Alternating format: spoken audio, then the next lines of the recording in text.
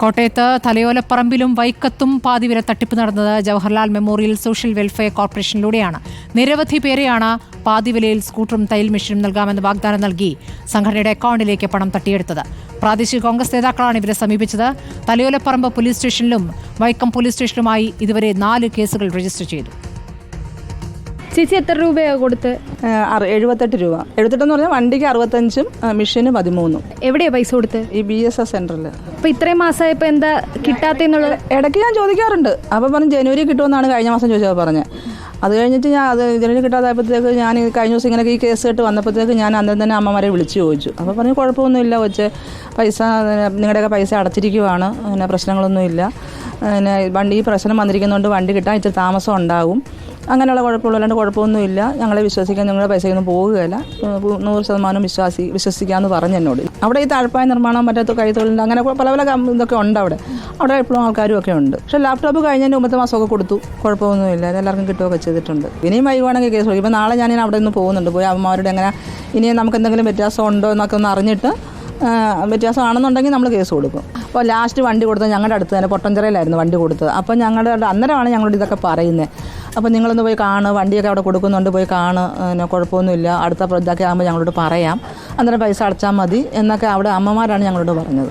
ഞാനും ഞങ്ങളുടെ അടുത്തുള്ള വേറൊരു മിനി എന്ന് പറഞ്ഞൊരു കൊച്ചും കൊടുത്തിട്ടുണ്ട് വണ്ടിക്ക്. എത്ര നാൾ മുമ്പ് പൈസ കൊടുത്തത്? സ്കൂട്ടറിന് വേണ്ടിയാണോ കൊടുത്തത്? സ്കൂട്ടറിന് വേണ്ടി കൊടുത്തത് ഏകദേശം 1 വർഷത്തോളമായിരുന്നു. എത്ര രൂപ കൊടുത്തിട്ടുണ്ട്? 63,500 രൂപ. എവിടെയാണ് കൊടുത്തത് പൈസ?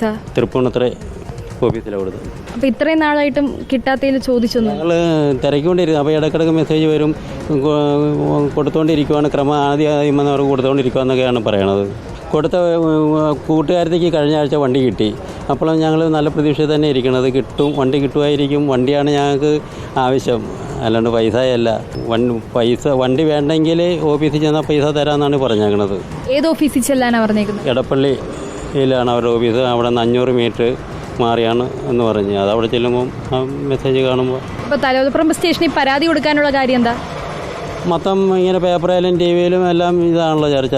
കിട്ടാത്തവർ ബന്ധപ്പെടാൻ പറഞ്ഞ കാരണം കൊണ്ട് കൊടുത്ത പരാതി. ഇവിടെ തന്നെ ആദ്യം 2 പേരെ ഇന്നലെ കൊടുത്തിട്ടുള്ളതെന്ന് പറഞ്ഞ്. ഞങ്ങൾ 2 പേരും ആയിരിക്കുമെന്ന് തോന്നുന്നു. ഇപ്പോൾ വണ്ടി കിട്ടിയില്ലെങ്കിലും പൈസ കിട്ടിയാൽ മതി എന്നാണോ? വണ്ടി ഇപ്പം കിട്ടാൻ നിവൃത്തിയില്ല എങ്കിലും പൈസ ആയാലും കിട്ടി നമുക്ക് അതിൽ നിന്ന് ഒഴിവ് മതി. അഞ്ജന അനിൽകുമാർ വിവരങ്ങളുമായി. അഞ്ജന, ഇപ്പോൾ കോട്ടയത്തെ തട്ടിപ്പിന്റെ വിവരങ്ങളാണ്. തലയോലപ്പറമ്പ് പോലീസ് സ്റ്റേഷനിൽ ലഭിച്ചിരിക്കുന്ന പരാതികൾ എത്രത്തോളം ഉണ്ട്? എന്താണ് ഇപ്പോൾ പോലീസ് പറയുന്നത്?